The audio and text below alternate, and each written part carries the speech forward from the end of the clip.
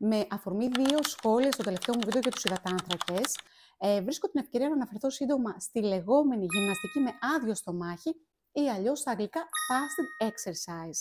Σύμφωνα λοιπόν με τη διαθέσιμη βιβλιογραφία, η γυμναστική με άδειο στομάχι μπορεί να ενισχύσει την καύση λίπους κατά τη διάρκεια της άσκησης, αλλά αυτό δεν σημαίνει απαραίτητα ότι οδηγεί σε μεγαλύτερη συνολική απώλεια λίπους.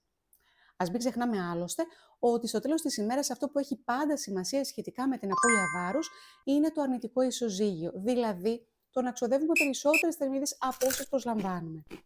Επίσης, οπωσδήποτε θα πρέπει να λάβουμε υπόψη ότι η απόδοση και η αντοχή όταν κάνουμε γυμναστική με άδειο στομάχι μπορεί να μειωθούν, ειδικά σε έντονες προπονήσεις όπως τα βάρη. Μάλιστα, σε περίπτωση που ακολουθούμε αυτή την πρακτική για μεγάλο χρονικό διάστημα, όχι μόνο έτσι θα αποτρέψουμε το χτίσιμο των μειών που επιδιώκουμε, αλλά είναι πολύ πιθανό να οδηγηθούμε και σε σημαντική απώλεια μυϊκής μάζας, καθώς η πρωτεΐνη των μειών, όπως γνωρίζουμε και όπως είδαμε και στο προηγούμενο βίντεο, να το δείτε όσοι δεν το έχετε δει, μπορεί να χρησιμοποιηθεί για παραγωγή ενέργειας.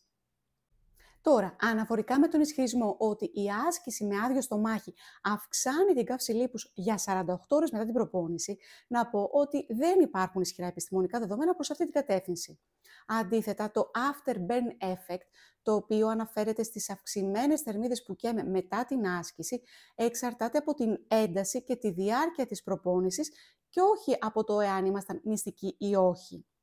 Τέλος, παρόλο που στην πραγματικότητα κάποια άτομα μπορεί να τα βολεύει αυτή η πρακτική και γενικά ισχύει ότι δεν υπάρχει μια δίαιτα για όλους, η προσωπική μου άποψη είναι ότι οι στρατηγικές που εκμεταλλεύονται την ικανότητα του σώματός μας να προσαρμόζεται σε καταστάσεις ενεργειακής έλλειψης και που γενικά προσπαθούν να ξεγελάσουν το σώμα, θα λέγαμε, έρχονται σε σύγκρουση, θεωρώ, με αυτό που στην ουσία θα έπρεπε να κάνουμε. Δηλαδή, να αφουγκραζόμαστε και να φροντίζουμε το σώμα και την ψυχή μας.